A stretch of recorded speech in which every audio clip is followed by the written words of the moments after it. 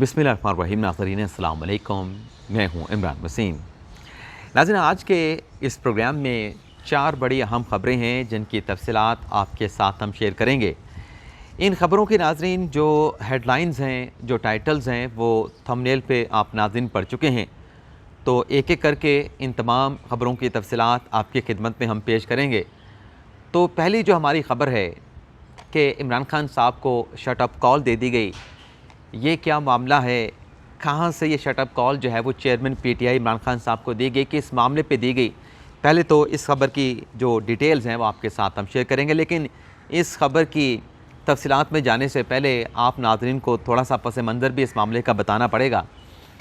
नाज़रीन, इमरान खान साहब के ख़िलाफ़ अदम एतमाद की तहरीक आ जाती है, अदम एतमाद की तहरीक कामयाब हो जाती है, इमरान खान वज़ारत उज़्मा की कुर्सी से महरूम हो जाते हैं और वो यानी इक़्तिदार से बाहर कर दिए जाते हैं। इसके बाद खान साहब जो हैं वो लॉन्ग मार्च का ऐलान करते हैं, मिफ्ता इस्माइल साहब को वज़ीर ख़ज़ाना बना दिया जाता है। तो इस दौरान जो मुआशी मामलात के हवाले से जो पाकिस्तान के जो मामलात हैं IMF के साथ जो ख़राब होते हैं, IMF ये कहता है कि इमरान खान साहब तो हमारे साथ ये मुआहिदा करके गए थे, उस मुआहिदे को इमरान खान साहब ने तोड़ दिया, तो अब हम आपका ट्रस्ट कैसे करें, आप पे एतमाद कैसे करें, आपके साथ दोबारा निगोसिएशन करके मुआहिदा कैसे कर सकते हैं। तो वो पाकिस्तान के जो मुआशी मामलात थे, जो मुआशी हालात थे, वो बिगड़ना शुरू हुए और ये बातें होना शुरू हुई कि पाकिस्तान जो है वो डिफ़ॉल्ट होने जा रहा है। और ये आप नाज़रीन को याद होगा कि ये डिफ़ॉल्ट की ज़्यादातर जो बातें, जो बयानिया बनाया गया, वो इमरान खान साहब ये बयानिया बनाते रहे, बल्कि अपनी हर तकरीर में खान साहब इस बात का जिक्र ही क्या करते थे कि फ़लाँ जो रेटिंग है फ़लाँ एजेंसी की आप निकाल के देखें, पहले वो 5% हमारे दौर में हुआ करती थी, अब वो 64% पे चली गई है। और अगले दिन खान साहब कहते थे कि वो 75% पे चली गई है, अगले दिन खान साहब कहते थे कि वो 85% पे, और फिर खान साहब अगले दिन कहते थे कि वो 95% तक पहुँच चुके और पाकिस्तान डिफ़ॉल्ट अभी हो जाएगा, थोड़ी देर में हो जाएगा, चंद दिनों में हो जाएगा, चंद घंटों में हो जाएगा। तो खान साहब नरेटिव बिल्ड कर रहे थे कि हमने तो मईशत को बड़ा अच्छा संभाला हुआ था, पाकिस्तान तो डिफ़ॉल्ट करने जा रहा है।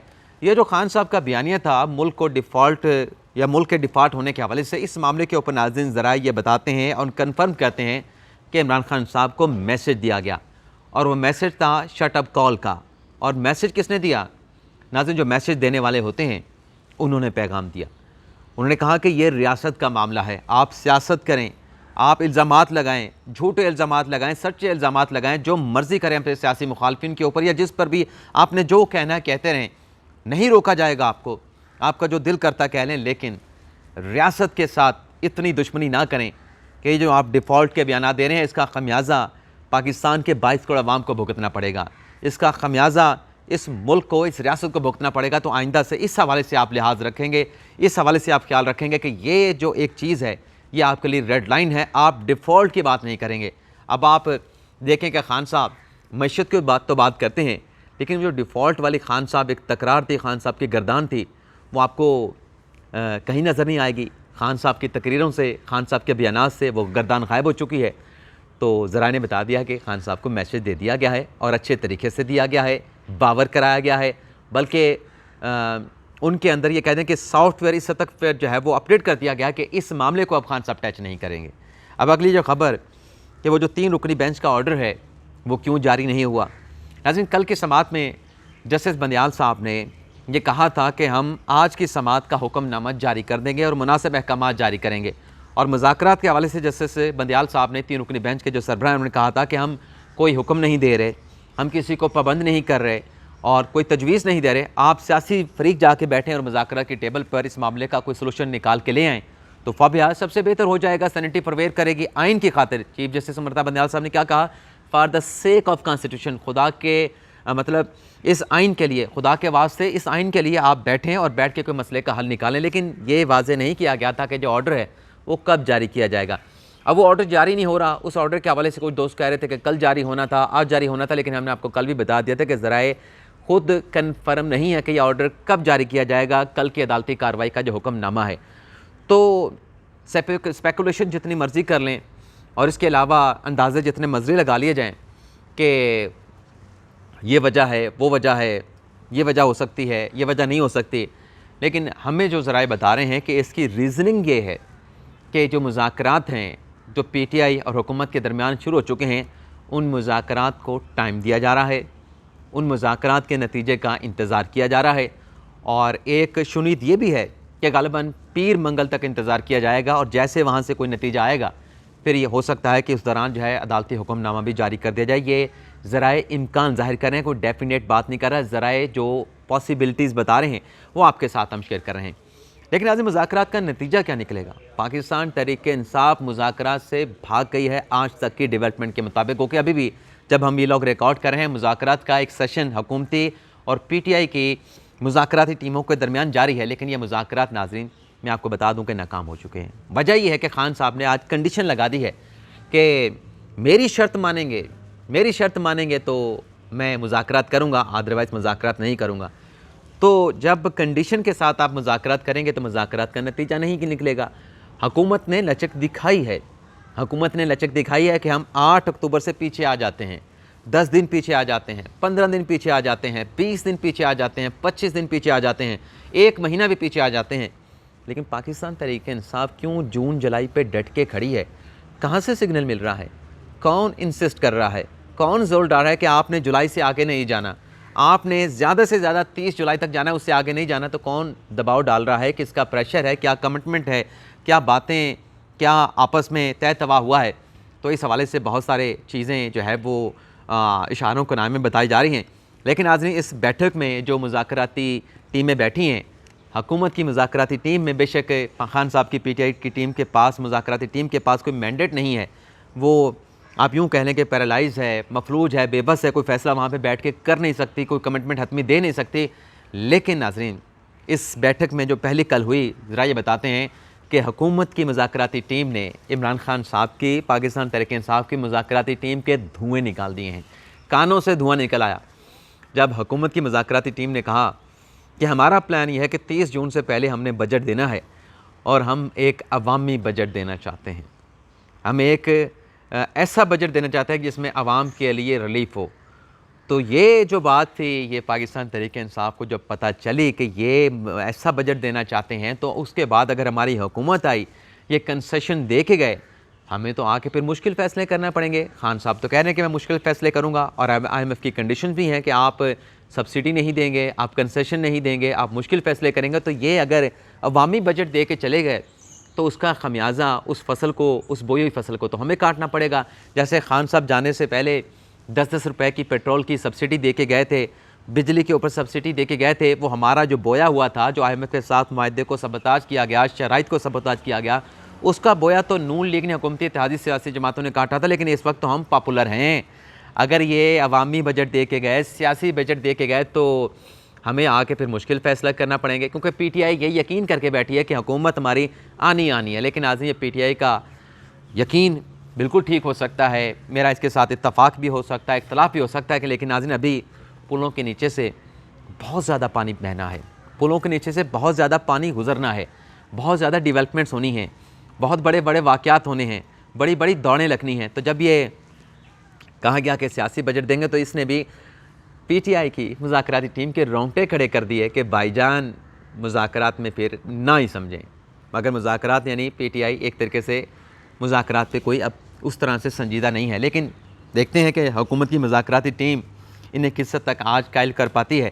क्योंकि उस जानिब जो लोग बैठे हैं वो ऐसे लोग नाज़रीन बैठे हैं कि जो लोगों को कन्विंस कर सकते हैं, जो चीज़ों को बनाना जानते हैं, जो लोगों को मनाना जानते हैं, सियासी लोग हैं। सियासत में क्या दिया जाता है, क्या लिया जाता है, तो उसमें उनमें फ्लेक्सिबिलिटी मौजूद है। और उस कमेटी के पास आप नाज़रीन जानते हैं कि हुकूमती मुज़ाकराती कमेटी के पास मैंडेट भी मौजूद है, लेकिन ये मैंडेट के बगैर बैठे हैं। लेकिन नाज़रीन कतई नज़र इस सारी बहस के अब बड़ी गिरफ्तारी होने वाली थी। इस हवाले से कल मुख्तलिफ ट्वीट्स भी किए गए और उसके हवाले से बताया गया कि प्लान्स भी बनाए गए हैं, एक से ज़्यादा प्लान्स बनाए गए हैं। तो गिरफ्तारी नाज़रीन होने जा रही थी पाकिस्तान तहरीक-ए-इंसाफ के रहनुमा फ़ारूक हबीब साहब की। फ़ारूक हबीब साहब नाज़रीन दुबई जा रहे थे, उन्हें एयरपोर्ट पे रोक लिया गया। ना सिर्फ रोका गया बल्कि उनकी गिरफ़्तारी का उन्हें ख़दशा जब लगा कि मुझे गिरफ़्तार भी करेंगे, तो अपना तमाम सामान, जो बगेज उनका था, जो लगेज उनका था, फ़ारूक हबीब साहब जो हैं वो एयरपोर्ट पर छोड़ के वहाँ से भाग निकले। तो एक तो नाज़रीन ये गिरफ़्तारी, बड़ी गिरफ़्तारी जो है वो होते होते रह गई। अब इसके अलावा नाज़रीन वैसे आपको एक और चीज़ भी बता दूँ, कल हामिद मीर साहब ये दावा कर रहे थे कि जो इस्तेहकाक कमेटी में जजेस को बुलाने की बात की जा रही है, ये जो वज़ीर आज़म साहब ने कौमी असम्बली के ऐवान से एतमाद का वोट ले लिया है, 172 की बजाय 180 का नंबर शो कर दिया है, और फिर वो जो 21 अरब जारी करने की जो करारदाद थी वो भी असम्बली से मुस्तरद कर दी गई है। उसके बाद हामिद मीर साहब कह रहे थे कि अब हुकूमती इत्तेहादी जमातें, ख़ास तौर पर पाकिस्तान पीपल्स पार्टी, ये दबाव डालेगी ये वज़ीर आज़म पे कि आप इस्तेहकाक कमेटी में इन तीनों जज साहबान को बुलाएं। लेकिन आज खबर हम आपको बता देते हैं, हामिद मीर साहब की खबर अपनी जगह पे, मैं एग्री नहीं कर रहा, आप बेशक एग्री करें। नाज़रीन, इंतज़ार किया जा रहा है ट्रैक 2 की जो पॉलिसी, उसमें ट्रैक तीसरा तो आया है कि असम्बलियाँ बहाल कर दी जाएँ। वैसे अगर पंजाब असम्बली बहाल हुई तो क्या सिनेरियो बनेगा, इस पर भी एक बड़ा अहम वीलॉग बनता है, लेकिन आगे चल के शेयर करेंगे। और पंजाब का मुमकिन तौर पे वज़ीर आला कौन होगा, ये भी एक और बड़ी अहम खबर है, अगले वीलॉग में आपके साथ हम ज़रूर शेयर करेंगे, तो ये अगला वीलॉग भी देखना ना भूलिएगा। लेकिन नाज़रीन, कतई नज़र इस सारी बहस के अच्छा मैं कहाँ पे खड़ा था, मैं खुद वहाँ पे भूल गया कि मैं बात हाँ, हामिद मीर साहब की बात कर रहा था।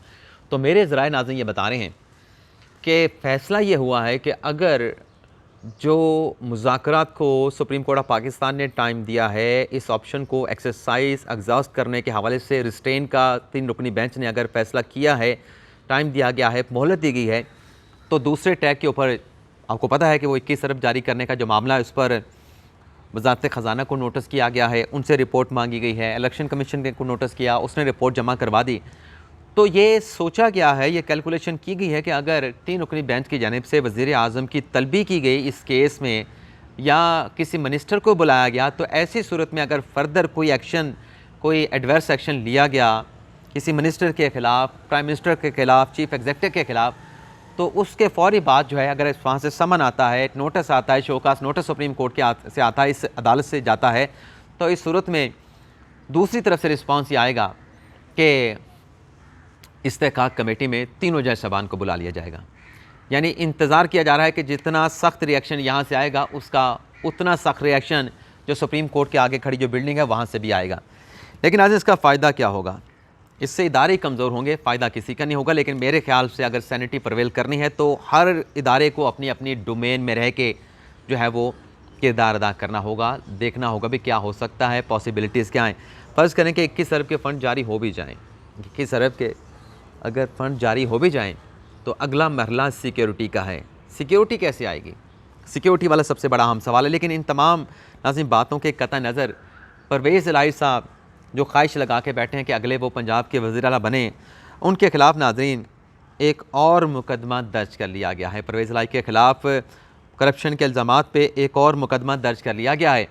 लेकिन परवेज़ इलाही साहब का जो स्टेटमेंट है, जो अभी मैं ज़िक्र कर रहा था कि असम्बली बहाल हो जाए, पंजाब की KPK की इमरान खान के साथ मशवरे के साथ, आज उनका मीडिया के स्टेटमेंट है, मैं कह रहा था कि ये गलत खबरें फैला रहे हैं, परवेज़ इलाही साहब को गलत जो है वो ब्रीफिंग दी जा रही है, गलत तौर पे उन्हें मिसलीड किया जा रहा है, उन्हें गुमराह किया जा रहा है, ये ऐसा नहीं है जैसे परवेज़ इलाही साहब बता रहे हैं।